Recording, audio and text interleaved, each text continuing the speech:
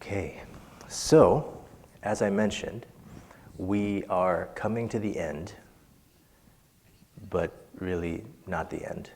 We're coming to the end of the beginning. So these past few weeks we have been traversing through these Beatitudes, and we come to the last one here, but really this is just the end of the introduction to Jesus' Sermon on the Mount. This is as he set out to give this word, this was his instruction. This is what he thought would draw people in.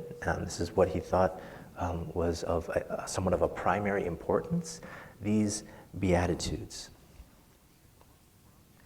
So we come now to the last one, and this will probably be the last week that we'll circle back. And as you know, the reading has just kind of been going back and reading those Beatitudes again and again, tacking on an extra one. That's probably the last time we'll do that. But we just wanted to do that to reinforce that all of these are connected. They build on one another, right? It's one cohesive look at the character of this kingdom that we have been talking about, the kingdom of our Lord, of which Jesus is the King. So this last beatitude is in chapter 5, verse 10. And actually, verses 11 and 12 are actually included in that. Verses 11 and 12 are kind of the commentary, a little bit of commentary on that last beatitude. So today we're going to be looking really at verse 10 through 12. So if we look out into our lives, when you look out at the lives that we've lived thus far, I think you'd agree that joy and sorrow are part of the fabric of the life that we live, right? It's hard to deny that.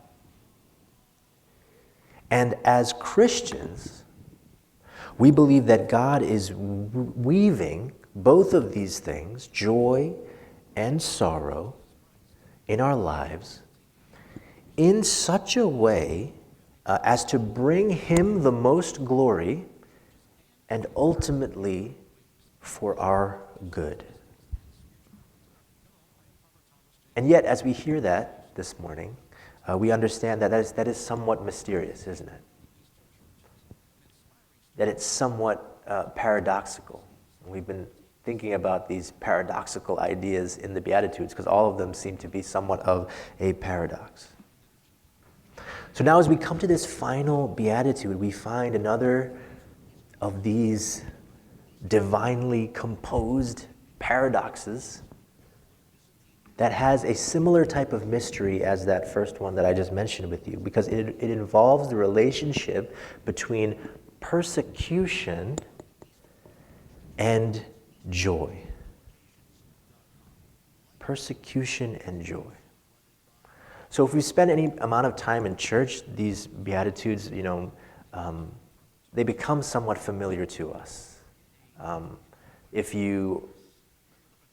some homes, right, would have them up on the wall, right, as a reminder, right? So there's a sense that these words, if you spent time in church and you grew up in church, these words may seem very familiar to you, but I want you to, with me for a moment, think of Jesus on that side of that mountain and the people there listening to him that are hearing this for the first time, right? I'd invite you this morning to bring fresh ears to this last beatitude. Place yourself there on the side of the mountain, hearing these words, and you are hearing these words for the first time. So let me read again, just 10 through 12. Blessed are those who are persecuted for righteousness' sake, for theirs is the kingdom of heaven. Blessed are you when others revile you and persecute you and utter all kinds of evil against you falsely on my account. Rejoice and be glad, for your reward is great in heaven, for so they persecuted the prophets who were before you. So hopefully you engage in that exercise there and you put yourself in the shoes of those who heard that for the first time. What might have been going through their heads hearing that for the first time? We see that this is really the only beatitude that Jesus actually repeats, right? He says it in 10, and then he kind of restates it again in 11. Why? I don't know exactly. I imagine that the first time he said verse 10, there might have been some confused looks in the crowd. Maybe a murmur.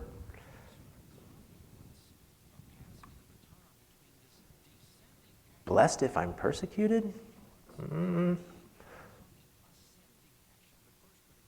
It's really kind of a remarkable thing to say.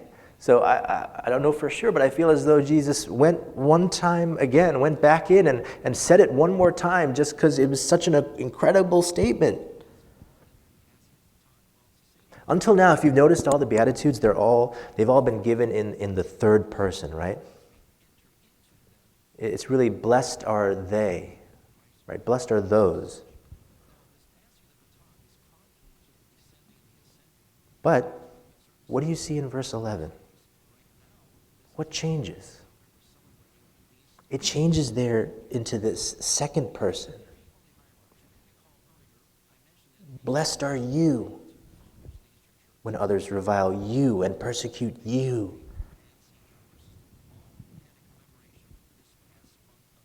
So there's something different going on here with this beatitude. We see that there's a repetition happening. We see that there's a personalization that's happening here. We also see that this beatitude is positioned where? At the end. Jesus is closing this introduction with it. All of those reasons, right? Combine them all together. The repeating, the personal element, the fact that it's at the end what does it tell us? It tells us that this beatitude, it's of great importance for Christ's church. It's going to be of great importance. If you think about it, supernatural joy in the midst of trial and struggle has been the experience of the church. All the way back to the beginning. If you look into the book of Acts, you see so many examples. You see in Acts chapter 5, Peter and the other apostles, they are flogged before the Sanhedrin soon after Pentecost. And it says in Acts 5:41, the apostles left the Sanhedrin doing what? Rejoicing, because they had been counted worthy of suffering disgrace for the name. Just the name.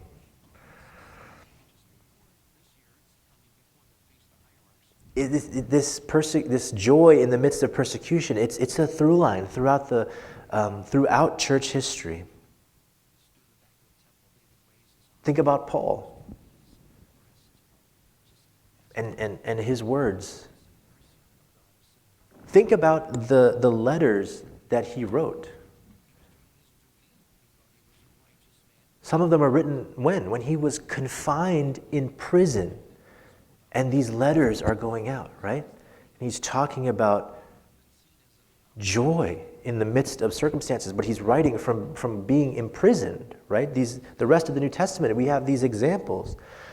There's really actually a large body of work in Christian history of people who were imprisoned and are communicating out of prison back to other believers. People that have been imprisoned for their faith and what they believe, and you've got numerous examples of letters that have gone out, and the commonality in these letters is that these people are finding joy. There's so many examples, right? Here's just one for you. There was a Scottish pastor in the 1600s. His name was Samuel Rutherford. He was imprisoned for what he believed and what he taught. And his most famous works are the letters that he wrote when he was imprisoned. And listen to just a couple things he writes in that situation. He writes, "I never knew by my 9 years of preaching so much of Christ's love as he taught me by 6 months' imprisonment." He also writes this, and I think this is just a beautiful image for us to keep in our minds. He writes this: "Christ's cross is such a burden as sails are to a ship or wings to a bird."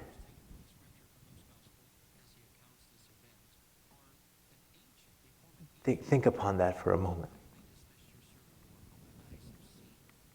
Now remember, he's not writing this from his comfy couch at his home. He's writing this in the midst of some dire circumstances, and he says, Christ's cross, the cross that we bear, it's not a burden so much as it's as much of a burden as sails are to a ship or wings are to a bird. What a message. And there's so many examples of these stories of martyrs and people who have been persecuted, imprisoned. You look back through the history, we hear stories like this. And what's our response? And I think naturally we say, how is this possible? How can this be possible? How do we answer this? Well, I mean, partially I think you'd answer it that, it's not that they enjoyed persecution, right? It's not as though they're like, yeah, persecution, give me more, I'm loving it, this is great. No. Right? To suggest that you should enjoy persecution, right, that's a twisting, right, of what's being talked about here, right? That's not what we're talking about. We also have to understand that persecution in and of itself is not necessarily a blessed thing or a joyous thing. But there is a kind of persecution that has God's blessing and results in joy. So we have to read this beatitude very carefully. The beatitude does not say, blessed are the persecuted, period. It doesn't say that. Unfortunately, this is sometimes the way this is interpreted, though. And those who read it like that trick themselves into thinking that any time they experience conflict, they're being persecuted for Christ. Anytime they experience any conflict, I'm being persecuted for Christ. No, sometimes you're being persecuted for you.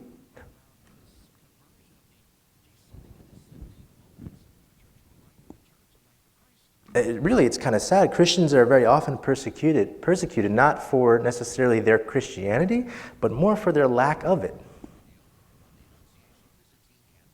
Again, not persecuted for Christ, more just persecuted for you. Rejected because they're thoughtless, quick to speak and not quick to think, or prideful, or at times lazy in their thinking, or irresponsible. You have to read Christ's words in its entirety. Blessed are those who are persecuted. Why? For righteousness' sake. For righteousness. Now, we've talked about that word already, haven't we? There's a beatitude that talks about righteousness. Blessed are those who hunger and thirst for righteousness. And we said that that righteousness, that word is used again in Jesus' Sermon on the Mount. And every time it's used, it's talking about what? Righteous living. Right living. So when Jesus says here, blessed are those who are persecuted for righteousness' sake, that's what he's talking about. He's talking about the righteousness, the righteous living that's already been described in the Beatitudes that precede. Notice, we're talking about righteous living, not persecution for righteous words or righteous positions or righteous arguments or righteous affiliations, righteous living in the way that it is described in the Beatitudes that precede it. So why does persecution happen because of this righteous living? Because, you know why? Because this world cannot tolerate a life like that. A life that is lived in that way. Why? If we quickly run back through the Beatitudes, first, think about poverty of spirit, being a spiritual beggar. That runs completely counter to the pride that would exist in an unbelieving heart. Think about those that the world admires and lifts up and props up. Who are they? Those who are self-sufficient, who don't need anything else. Definitely not the poor in spirit. Second, the mourning that a repentant heart does. That sorrow over sin. And the sin all around. The world's not concerned about that. Third, the gentle and meek person, the one who has strength not to take up personal offense. In the world, they're regarded as what? As weak. For those who don't know Christ, that's a weakness. Fourth, hungering and thirsting. Hungering and thirsting for what? For the spiritual, right? Hungering and thirsting for Christ. That whole concept is foreign and ugly to a world that is lusting after what? Only that what it can touch and taste and see, feel.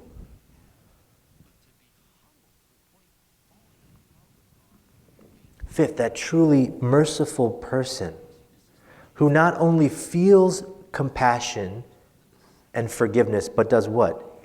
Gives that out. Does that line up with the world and the culture we see around us? I don't think so. That's totally out of step with the grudge-holding, grudge-bearing culture that we live in, the callous culture that we live in, the mess around and find out culture that we live in.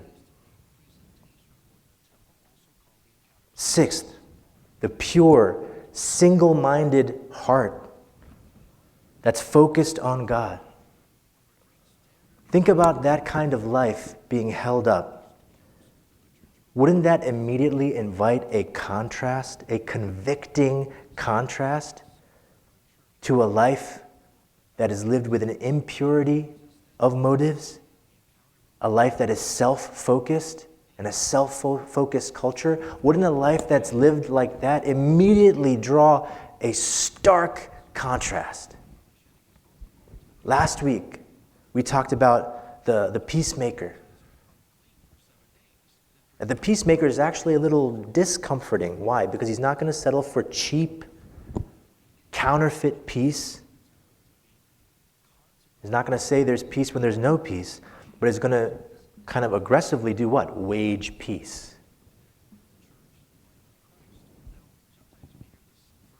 And that's not going to be lifted up by the world. See, the foundational reason that a person like this will be persecuted is that he or she is like Christ. This is the point when Jesus completes verse 11, right? Remember, he restates the Beatitude in 11, but he changes it a little bit. He ends that with persecuted when what? On my account, because of me. Instead of the first time when he says what? For righteousness' sake. Everyone who lives like Jesus will be persecuted.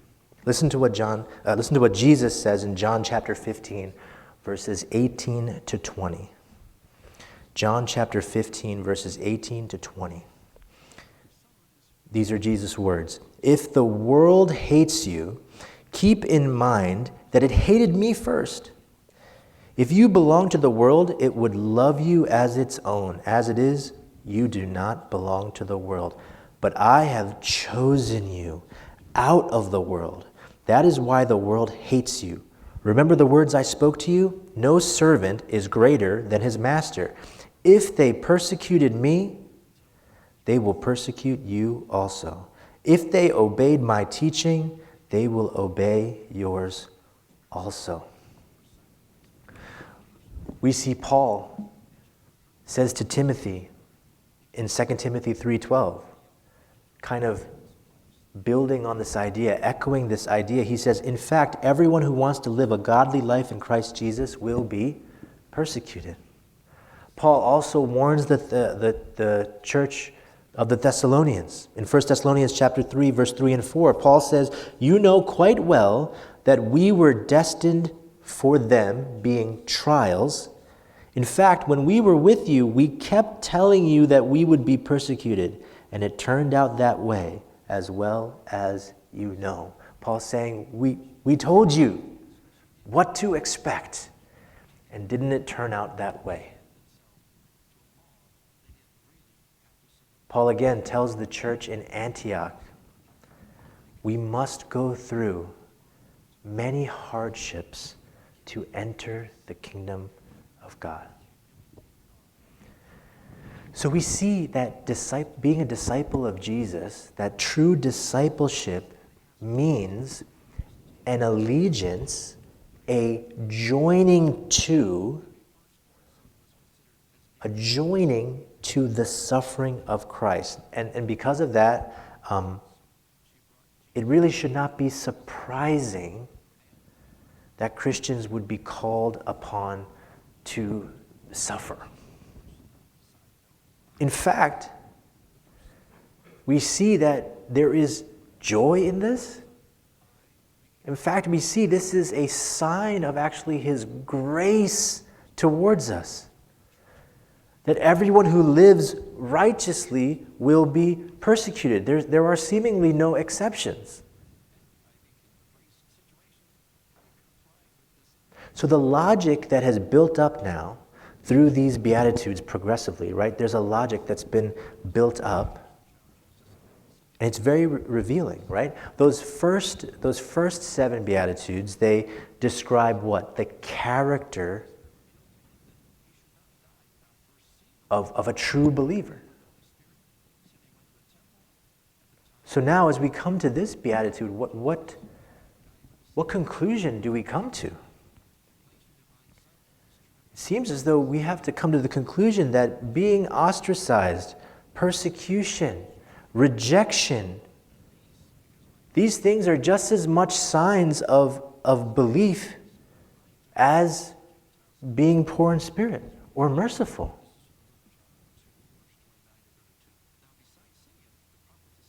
And I want you to hear this morning. We should not be surprised when persecution comes, but rather surprised when it does not.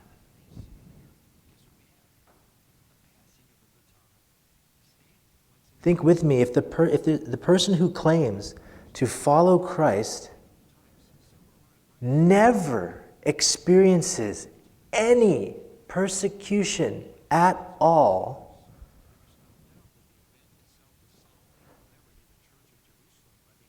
there might be some searching questions that need to be asked.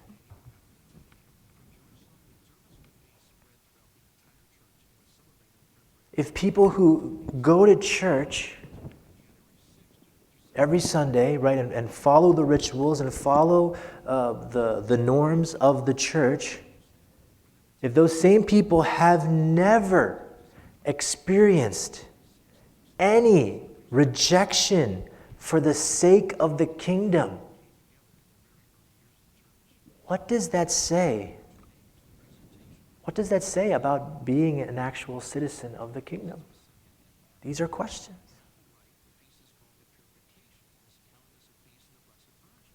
If we've never been out of step with the surrounding culture,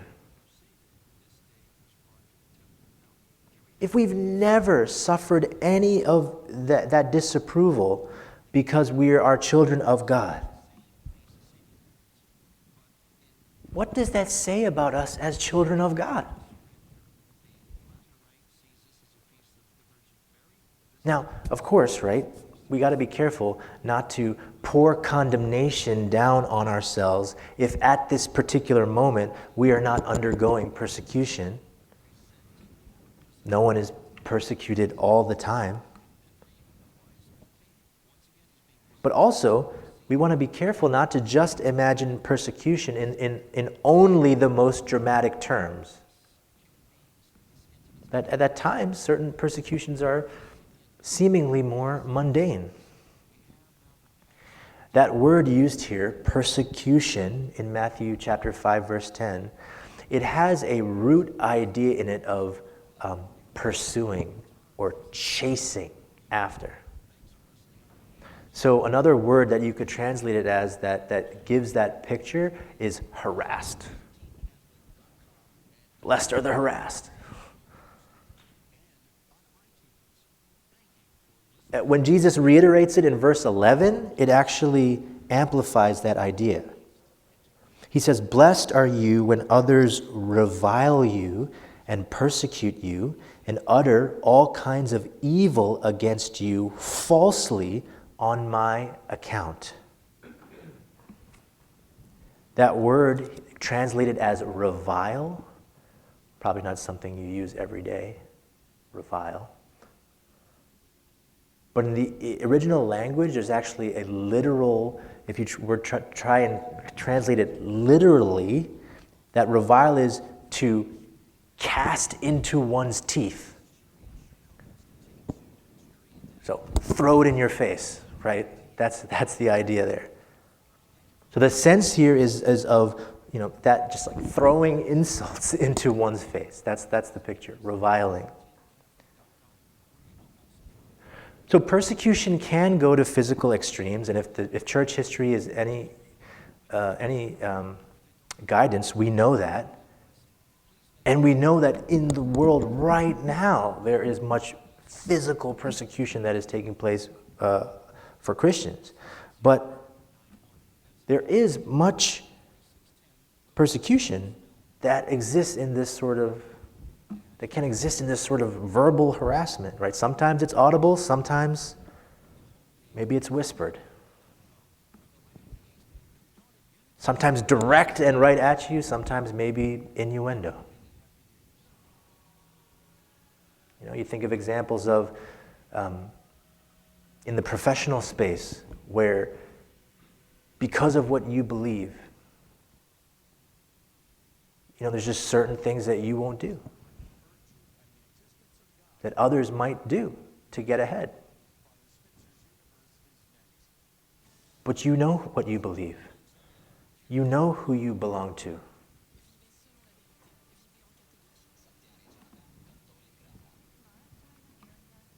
Or think about, being a young person and being in school or being in college nowadays and having any sort of measure of faith.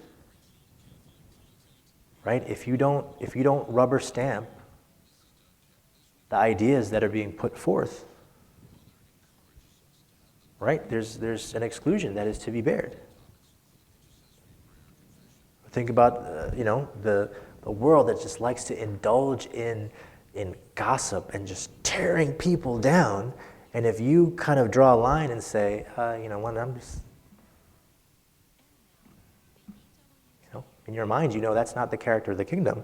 And then it's like, well, okay, this guy, right? So these things can be hard things. These can be hard things. But again, I want you to hear me this morning. The tragedy today is not that this is happening to believers.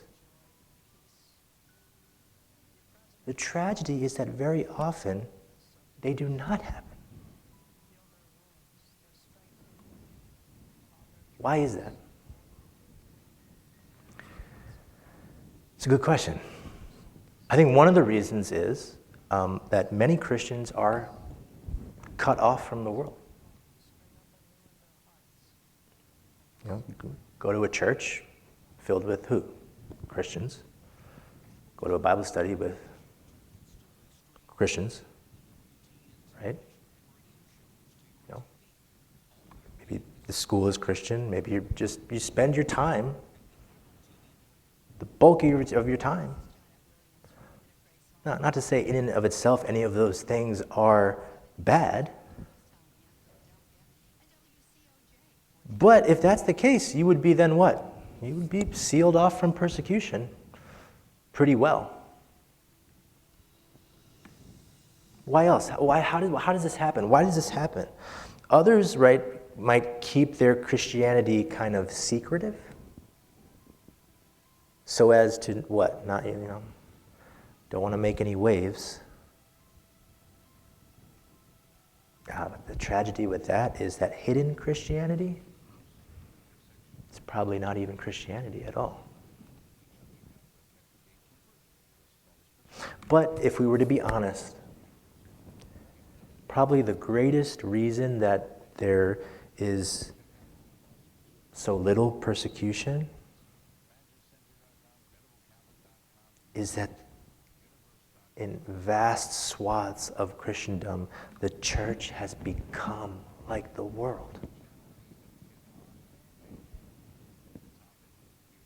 If you want to get along, the formula is really simple, right? Sign off on what the world values and thinks is important and their ethics. Sign off on that, at least outwardly. Live like the world lives. Pursue what it pursues.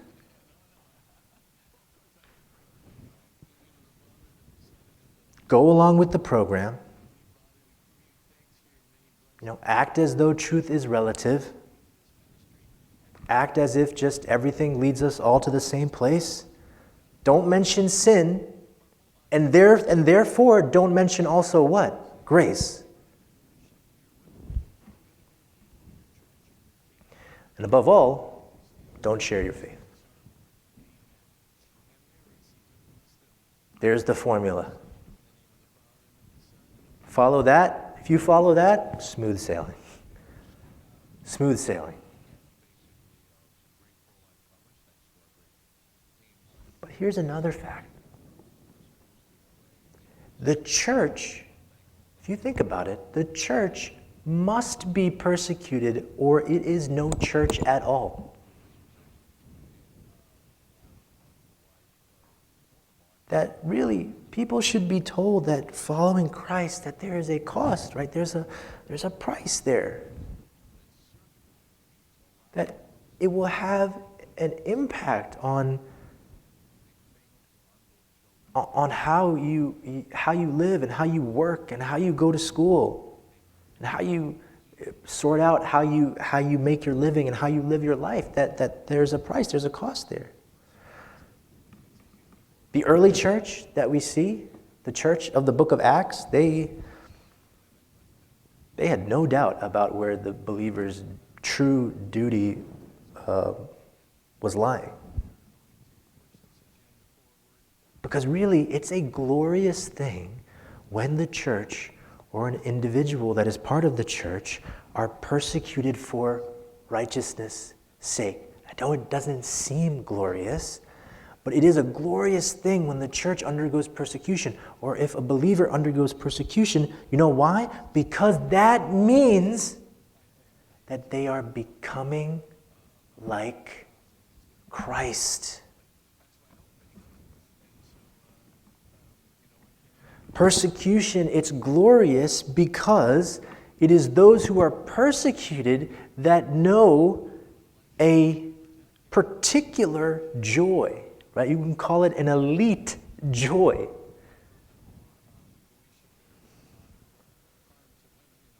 What does Jesus say in verse 12? In chapter 5, verse 12, Jesus, the ultimate persecuted man, right? You have to think of it that way. Jesus, the Son of God, the most persecuted, says in verse 12, rejoice and be glad, for your reward is great in heaven. For so they persecuted the prophets who were before you.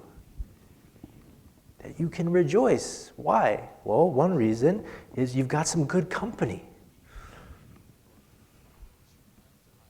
Right? These pages filled with those who endured that. So you've got some classy company, as it were. But the ultimate source, and a big source of the believer's rejoicing is what? That ultimate reward. What did Jesus say? Great is your reward in heaven. Great is the reward for those who have been persecuted for righteousness' sake. That word translated here as great in the Greek is polus. It means immeasurably great. Great beyond measure. It's an idea that God will not allow what has been done for his glory to go unrewarded. We read in our call to worship Paul's words in 2 Corinthians. What does he say? For our light and momentary troubles. You think about some of the things that Paul went through. And this is what he calls them. For our light and momentary troubles are achieving for us an eternal glory that far outweighs them all. Paul, later on in his life, will write to Timothy and say these famous words, I have fought the good fight, I have finished the race, I have kept the faith. Now there is in store for me the crown of righteousness, which the Lord, the righteous judge, will award to me on that day. And not only to me, but to all who have longed for his appearing. We have this hope. As we come to the close of the sermon here this morning, they're excited to come back. That's good. As we come to the close this morning, think about this. We have this hope.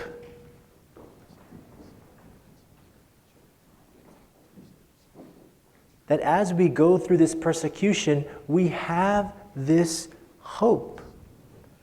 We have eternity. We have eternity on our mind. Eternal things. What do we spend our time focusing on? There are things, there are acts, there are things that we do that are eternal things, and then there are things and time that we focus on things that are temporal things that ultimately will burn and fade and rust and decay. But when you look at your life, what are you focusing on? When you're going through persecution, what do you focus on? We have this hope.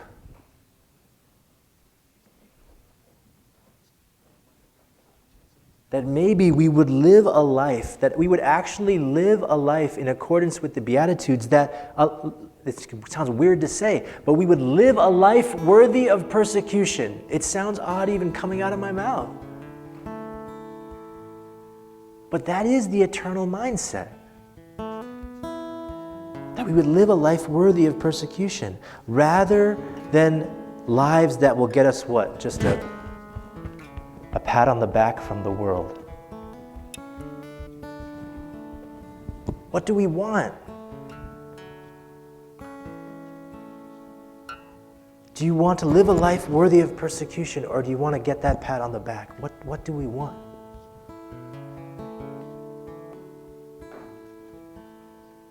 Because really, when we have eternity on our mind, when we have that hope before us,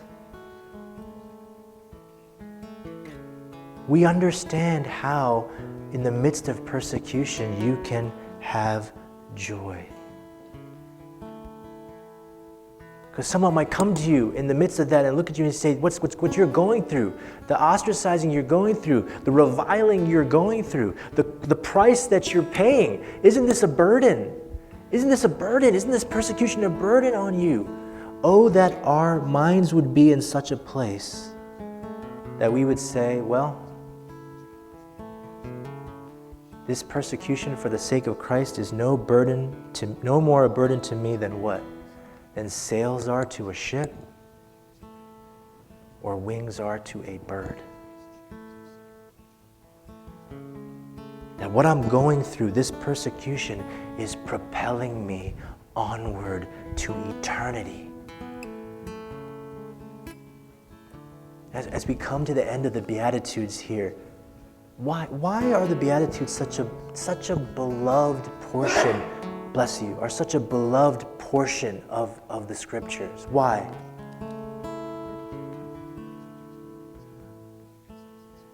If we were to summarize it all, I would say that we are drawn to them, that we love them because they give us a portrait of Jesus and who we are becoming in Him.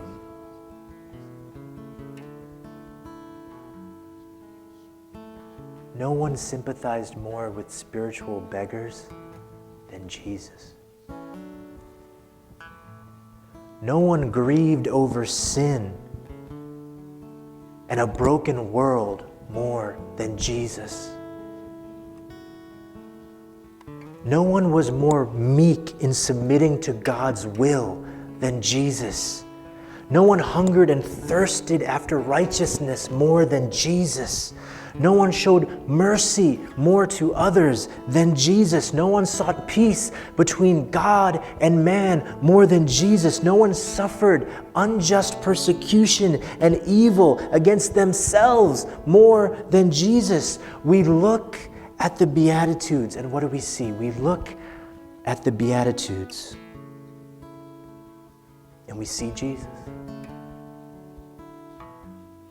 We look at the Beatitudes and we see who we are becoming in Him.